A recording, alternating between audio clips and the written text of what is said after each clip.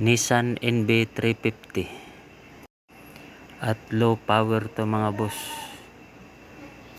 Ito mga boss, i-scan natin anong problema.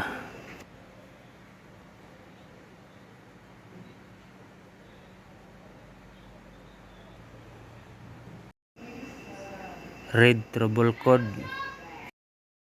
Ito mga boss, inlet pressure sensor. So dito mga boss, i-check natin yung inlet pressure sensor. Dito nakalagay mga boss sa right side sa ilalim. Malapit lang sa gulong. Ito mga boss, oh. Tiningnan natin, okay naman yung hose. So nakita natin basa. So gawin natin ito, lilinisan lang natin to, i-sprayhan natin kasi baka nabasa lang.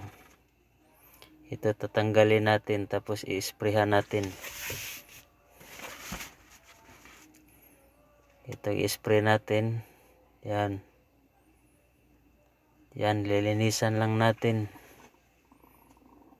Pati yung sensor. Tapos chinik natin yung mga wiring niya mga boss. Ito, wala namang putol.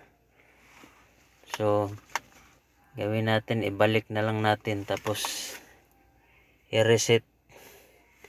Pagkatapos i-reset, so i-road test natin. Ito, ibalik natin, oh. Yan. Kailangan nakalak to mga boss kasi mag-loss pag hindi nakalak. May rubber kasi to.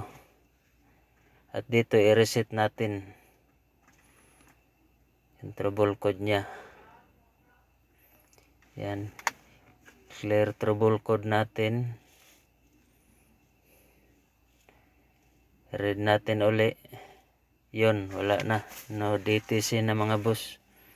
So dito susubukan natin na to pag start kung mawala ba.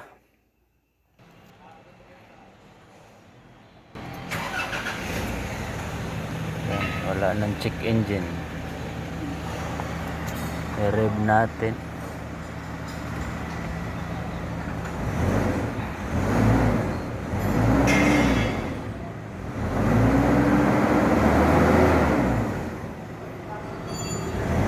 Okay na mga boss, may persa na. So kailangan na lang to i-road test. Start ulit. Yan, wala na. Okay na to mga boss, i-road test na lang to.